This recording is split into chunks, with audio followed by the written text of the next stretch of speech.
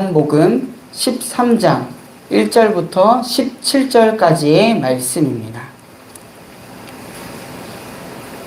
요한복음 13장 1절부터 17절까지의 말씀을 교독하시고 마지막 절은 함께 읽도록 하겠습니다. 유월절 전에 예수께서는 자기가 이 세상을 떠나서 아버지께로 가야 할 때가 된 것을 아시고 세상에 있는 자기의 사람들을 사랑하시되 끝까지 사랑하셨다. 저녁을 먹을 때에 악마가 이미 시몬 가룟의 아들 유다의 마음속에 예수를 팔아넘길 생각을 불어넣었다. 예수께서는 아버지께서 모든 것을 자기 손에 맡기신 것과 자기가 하나님께로부터 왔다가 하나님께로 돌아간다는 것을 아시고 다투시던 자리에서 일어나서 겉옷을 벗고 수건을 가져다가 허리에 두르셨다. 그리고 대야에 물을 담아다가 제자들의 발을 씻기시고 그 둘은 수건으로 닦아주셨다. 시몬 베드로의 차례가 되었다. 이때에 베드로가 예수께 말하였다. 주님, 주님께서 내 발을 씻기시렵니까? 예수께서 그에게 대답하셨다. 내가 하는 일을 지금은 내가 알지 못하나 나중에는 알게 될 것이다. 베드로가 다시 예수께 말하였다. 아닙니다. 내 발은 절대로 씻기지 못하십니다. 예수께서 그에게 말씀하셨다. 내가 너를 씻기지 아니하면 너는 나와 상관이 없다. 그러자 시몬 베드로는 예수께 이렇게 말하였다. 주님, 내 발뿐만이 아니라 손과 머리까지도 씻겨 주십시오. 예수께서 그에게 말씀하셨다. 이미 목욕한 사람은 온몸이 깨끗하니 발 밖에는 더 씻을 필요가 없다. 너희는 깨끗하다. 그러나 다 그런 것은 아니다. 예수께서는 자기를 팔아넘길 사람을 알고 계셨다. 그러므로 너희가 다 깨끗한 것은 아니다 하고 말씀하신 것이다. 예수께서 제자들의 발을 씻겨주신 뒤에 옷을 입으시고 식탁에 같이 앉으셔서 그들에게 말씀하셨다. 내가 너희에게 한 일을 알겠느냐? 너희가 나를 선생님 또는 주님이라고 부르는데 그것은 옳은 말이다. 내가 사실로 그러하다. 주이여 선생님, 내가 너희의 발을 씻겨주었으니 너희도 서로 남의 발을 씻겨주어야 한다. 내가 너희에게 한 것과 같이 너희도 이렇게 하라고 내가 본을 보여준 것이다. 내가 진정으로 너희에게 말한다. 종이 주인보다 높지 않으며 보냄을 받은 사람이 보낸 사람보다 높지 않다. 함께 읽도록 하겠습니다. 너희가 이것을 알고 그대로 하면 복이 있다. 아멘. 네, 오늘도 우리에게 새로운 한 날을 허락해 주신 하나님의 은혜를 찬양합니다. 어제와 또 밤 사이에 비가 많이 오는데요. 환절기 더욱 건강에 유의하시기를 바랍니다. 조금은 이상하게 들릴 수 있으시겠지만 이따금씩 제 삶이 너무나 편안하다라고 생각이 될 때, 또한 어느새인가 제 삶의 선택의 기준이 세상의 기준과 별 다르지 않는구나라고 느껴질 때 저는 카일 아이들먼의 책 Not a Fan, 한국어로는 팬인가 제자인가 라는 책을 가끔씩 꺼내보곤 합니다. 예수님이 오늘 우리 자신을 팬이 아닌 제자로 부르신다라는 내용의 책이죠. 주님께서 원하시는 것은 세상과 예수님을 동시에 추구하는 것이 아니라 매번 저울질하면서 그 둘 중에 하나를 선택하는 것이 아니라, 그런 반쪽짜리의 마음이 아니라 온전히 주님을 선택하며 주님과 함께 살아가는 것을 원한다라는 내용의 책입니다. 그 책의 목차만 읽어보아도 그리스도의 제자로서의 삶이 무엇인지를 되새길 수가 있는데요. 목차는 다음과 같이 7개의 질문을 합니다. 팬인가 제자인가? 또한 말뿐인가 행동인가? 지식인가 친밀함인가? 많은 애인들 중 한 명인가? 아니면 단 하나뿐인 애인인가? 율법인가? 은혜인가? 또한 자신의 힘으로 사는가? 성령의 충만함으로 사는가? 마지막으로는 의무인가? 관계인가? 팬은요, 예수님을 향해 환호하는 사람입니다. 와, 예수님 대단하십니다. 예수님 멋지십니다. 어떻게 그렇게 하셨나요? 그러다가 이제 사라져버리는 사람들이죠. 예수님의 사랑과 섬김, 희생과 헌신의 모습은 자신하고 별 상관이 없습니다. 그저 예수님의 일이라고 생각하는 사람들이 팬의 전형적인 모습입니다. 그러나 제자는 다릅니다. 예수님께서 정말 그렇게 사셨으니 저도 예수님을 따라 그렇게 살고자 합니다. 예수님처럼 사랑하겠습니다. 예수님처럼 낮아지고 섬기겠습니다. 또한 예수님처럼 죽겠습니다. 예수님의 그 삶을 따라 사는 사람, 자신은 죽고 예수님으로 사는 사람, 자신에게 주어진 십자가를 짊어지고 사는 사람이 바로 제자입니다. 사랑하는 성도님들은 과연 예수님의 팬인가요? 아니면 진정 예수님의 제자인가요? 오늘 본문이 포함된 요한복음 13장부터 17장까지 예수님께서는 십자가의 길을 걷기 전날 밤 제자들에게 하신 말씀을 일러주고 있습니다. 예수님은 이 모든 말씀을 하루 저녁에 제자들만 있을 때에 하셨습니다. 오늘 본문을 보면 아시겠지만 주님께서는 때를 아신 분이셨습니다.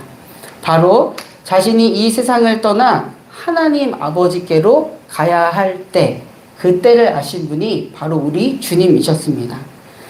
그 때를 아신 주님께서는 그래서 사랑하셨다라고 본문에 기록되어 있습니다. 사랑하시되 끝까지 사랑하셨다라고 본문은 기록하고 있죠.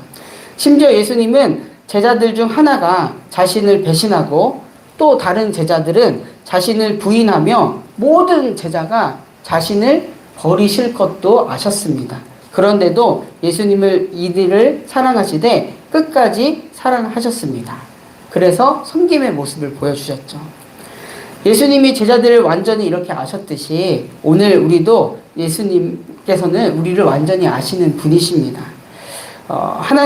예수님은 우리가 지은 죄 또한 앞으로 지을 죄까지도 아시는 분이십니다. 그럼에도 불구하고 예수님께서는 우리를 사랑하기로 선택하신 분이십니다. 그것이 바로 오늘 본문 뒤에 이어질 십자가의 모습에서 알 수가 있습니다. 이 한 구절만 보아도 우리는 예수님을 따르는 그리스도인들이 어떻게 살아야 하는지를 알 수 있습니다. 하나님이 때를 허락해 주심을 안다면, 그 하나님의 때를 살고 있다면 우리가 살아가야 할 모습은 바로 사랑이라는 것, 사랑하되 끝까지 사랑하는 모습이라는 것을 말해주고 있습니다.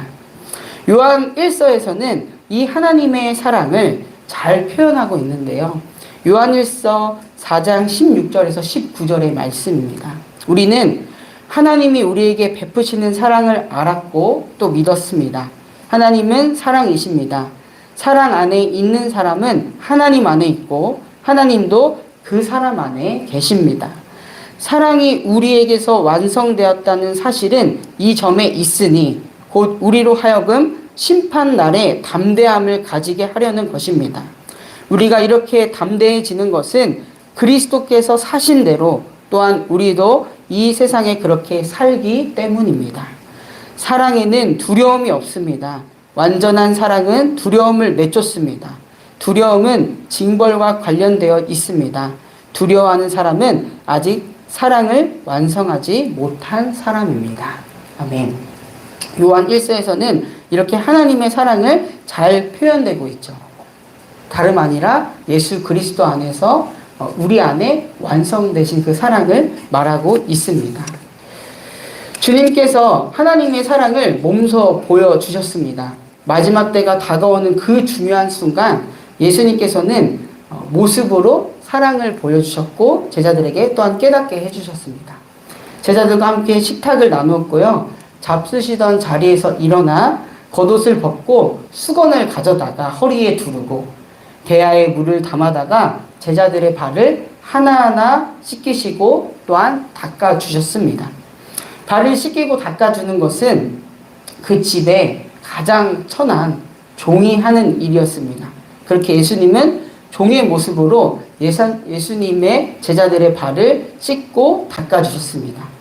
실제로 제자들의 그런 발이 더러워서 씻고 닦아준 것은 아니셨습니다. 서로 조금 더 친밀해지려고 가까워지려고 그렇게 하신 것도 아니었습니다. 예수님께서 제자들의 발을 닦아주신 이유를 직접 말씀해 주시는데요. 본문의 14절과 15절입니다. 주이며 선생인 내가 너희의 발을 씻겨 주었으니 너희도 서로 남의 발을 씻겨 주어야 한다. 내가 너희에게 한 것 같이 너희도 이렇게 하라고 내가 본을 보여준 것이다. 예수님의 이 발을 닦아주신 목적은요, 예수님께서 이 세상을 떠나신 이후 예수님의 사역이 계속 이어지기를 바라는 마음이었습니다. 그리고 그 사역이 이루어지는 원리는 다름 아니라 하나님의 사랑이고 더욱더 낮아지고 섬기는 모습이라는 것을 오늘 본문에서 예수님은 보여주고 있습니다. 제자들은 이제 세상에 들어가 하나님을 섬기고 또 서로를 섬기며 자신들이 구원의 메시지를 전하는 모든 이들을 섬겨야 할 것입니다. 그리고 이것을 가능하게 하는 것은 다름 아니라 먼저 그 모습을 보여주신, 그 길을 가신 예수님의 모습이었습니다. 그분의 사랑이었습니다. 예수님이 먼저 이렇게 자원해서 이 세상과 제자들을 섬겼다면 그분을 따르는 제자들도 마땅히, 그리고 그분을 따르겠노라고 오늘 이 자리에 있는 우리도 마땅히 종이 되어야 합니다. 그래야 하나님을 더욱더 영화롭게 하는 삶을 살 것입니다. 여러분은 예수님이 보이신 섬김의 본을 기꺼이 따르고 있나요? 과연 여러분의 손길에는, 또한 여러분의 발걸음에는 예수님이 묻어나 있나요? 예수님의 모습을 여러분의 모습을 통해서 생각할 수 있나요? 이런 질문을 던져볼 수 있을 것 같습니다. 중세 영성가 에크하르트는요, 하나님을 만나는 길은 머리가 아니라 손이다 라고 말을 하였습니다. 하나님을 만나는 길이 머리가 아니라 손과 발이라고 이야기를 하는 것이죠. 예수님을 이해하는 것, 하나님을 이해하는 것은 손으로, 발로 예수님의 사랑을 실천할 때 이루어진다는 것을 말해주고 있습니다. 그저 골방에서 가만히 앉아서 예수님을 이해하고 깨닫는 것을 넘어서 손으로 하는 이웃사랑을 통해 주님을 경험하고 깨닫는 것이 신앙이라는 말이죠. 길을 아는 것과 길을 걸어가는 것은 엄청난 차이가 있습니다. 산을 바라보는 것과 산을 올라가서 보는 것은 다릅니다. 산을 그저 바라보아서는 그 산을 알았다고 할 수 없습니다. 산을 직접 올라가 봐야 그 산의 참 멋을 알 수가 있는 것이죠. 이처럼 우리의 신앙도 내가 머리로 이해하는 것을 넘어서 손과 발로 직접 그 사랑에 참여해야 합니다. 이웃에게 다가가 그의 손들을 잡아주는 것, 머리가 아니라 손으로 하는 신앙이죠. 내 것을 이웃에게 나눠주는 것도 손으로 하는 일입니다. 또한 친구에게 사랑의 선물을 받는 것도 손으로 하는 것이죠. 교회 밖에서는 그리스도인들의 사랑의 손길을 막 갈망하는데 정작 이 머리만 비대해진, 커진 그리스도인들은 교회 문을 열 만한 손에 힘도 없어서 예수님의 사랑을 실천하지 못하는 게 또한 오늘 우리의 모습이 아닌가 되돌아보게 됩니다. 오늘 본문의 예수님께서는 자신의 죽음과 부활을 앞서서 그리고 제자들의 삶을 영원히 바꿔놓을 그 십자가의 사건, 그 중요한 사건을 앞두고 나서 제자들을 준비시키고자 마지막 가르침을 보여주셨습니다. 그 가르침은 다른 사람을 깨끗하게 씻기는 천한 종의 모습을 몸소 보여주시는 것이었습니다.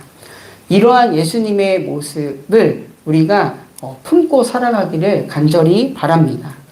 예수님은 겸손한 섬김이 그리스도의 길이라는 것에 동의하실 뿐만이 아니라 그 길을 따르고 실천하는 자들을 축복하십니다. 그래서 17절에 이렇게 기록되어 있죠. 너희가 이것을 알고 그대로 행하면 복이 있다. 너희가 이것을 알고 그대로 행하면 복이 있다. 그리고 예수님께서는 십자가의 사랑을, 십자가의 길을 묵묵히 걸어가셨습니다. 사랑하는 성도님들, 우리가 팬이 아니라 제자로 살아가는 길은 오늘이 하나님의 때임을 알고 주님과 같이 사랑하며 사는 것입니다. 그 복된 삶을 살아가는 이 시간 우리 모두가 되기를 바랍니다. 그럴 때 하나님께서는 우리의 삶을 통해서 영광 받으실 것이고요. 무엇보다 우리의 삶을 기뻐하실 줄 믿습니다. 우리 모두는 예수님의 팬이 아니라 제자입니다. 제가 기도하고 말씀 마치도록 하겠습니다. 오늘도 우리를 사랑하시는 주님께 찬양과 영광을 돌립니다. 우리에게는 사랑으로 사신 주님이 있어 사랑으로 살아갈 힘이 있음을 고백합니다. 주님의 모습을 보고 환호하고 그저 그치고 사라져버리는 팬이 아니라 주님의 모습을 따라 살고 어느새 주님의 모습이 우리에게도 있는 제자로서의 삶을 살아가게 하여 주시옵소서. 그 복된 삶을 살아가는 우리 정릉의 모든 성도들 되게 하여 주시옵소서. 평화의 왕이신 주님, 이 시간 세계와 열방을 위하여 계속해서 기도합니다. 여전히 전쟁과 분열로 인하여 신음하고 있는 이 세계를 긍휼히 여겨 주시옵소서. 무엇보다 이러한 상황을 보시고 안타까워하시고 눈물을 흘리시는 주님을 보게 됩니다. 우리의 이심, 탐욕으로부터 돌이켜 더욱 열방의 평안을 위해 기도하는 우리가 되게 하여 주시옵소서. 이 나라 민족을 위하여 기도합니다. 경제적 어려움, 세대 간 갈등, 정치적 반목 등 이 나라 민족이 마주하고 있는 여러 문제들이 있습니다. 하나님, 우리는 이 문제들 앞에 하나님 앞에 무릎 꿇고 기도할 수밖에 없습니다. 다시금 이 나라를 세우시고 돌보시는 하나님을 더욱 의지하는 우리가 되게 하여 주시옵소서. 몸과 마음, 영혼이 아픈 환우들이 있습니다. 병으로 인하여 지치는 마음을 주님께서 어루만져 주시옵소서. 특별히 수술을 앞둔 이들에게는 주님께서 주시는 담대함과 평안함을, 회복 중에 있는 이들에게는 주님께서 주시는 새 힘을 경험하게 하여 주시옵소서.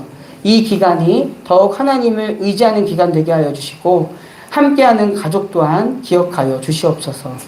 오늘은 수요 예배가 있습니다. 하나님 말씀 앞에 다시 서고 그 말씀이 생명됨을 고백하는 시간, 그 말씀을 따라 살겠노라 다짐하는 복된 시간 되게 하여 주시옵소서. 말씀을 전하는 자나 듣는 자 모두 주님이 주시는 새 힘을 경험하는 시간 되게 하여 주시옵소서. 주님께서 사랑하시고 세우신 우리 정릉교회가 창립 70주년을 맞이하여 12개의 돌 사업을 진행하고 있습니다. 이 일을 통하여 무엇보다 우리 교회가 하나님을 향한 믿음이 더욱 굳건해지게 하시고 이 지역과 다음 세대를 넓은 품으로 품고 섬기게 하여 주시옵소서.